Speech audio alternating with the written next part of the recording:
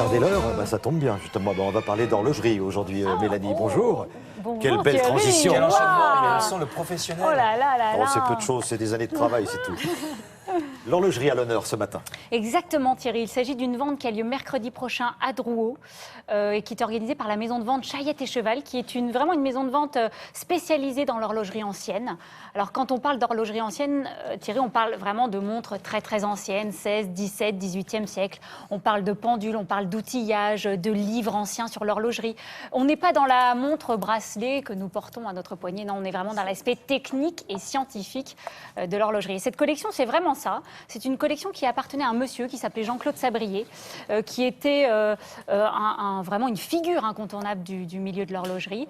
Et c'était un grand collectionneur, c'était un grand expert. Il a conseillé énormément les maisons horlogères suisses et françaises. Il a réalisé de nombreux ouvrages. Il conseillait les plus grands collectionneurs. Donc autant vous dire que dans sa collection, il y a vraiment des petites pépites, mais alors pépites de chez pépites. Hein. Il y a à peu près combien de pièces Il y en a un petit peu moins de 200 dans la vente. Et voilà, vous allez voir, mais c'est des pièces vraiment très, très esthétiques. Regardez.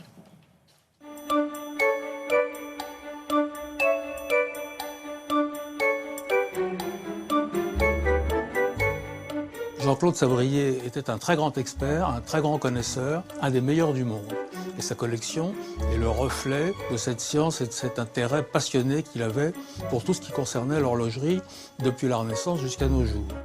Il s'est intéressé à l'horlogerie de marine, qui a eu une très grande importance dans l'histoire de l'horlogerie et même dans l'histoire tout court. Il a axé sa recherche sur les travaux de la plus grande chronométrier, comme on dit, du XVIIIe siècle, Julien Leroy, qui était le fabricant français le plus connu, peut-être le plus habile.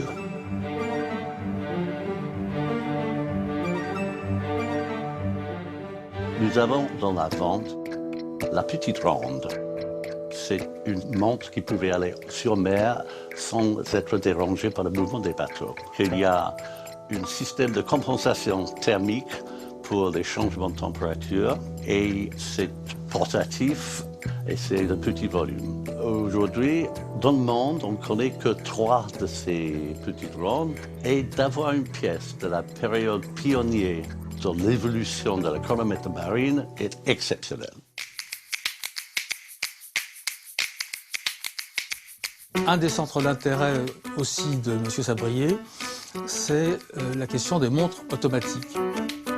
Ce système qui existe aujourd'hui couramment a été inventé à la fin du XVIIIe siècle.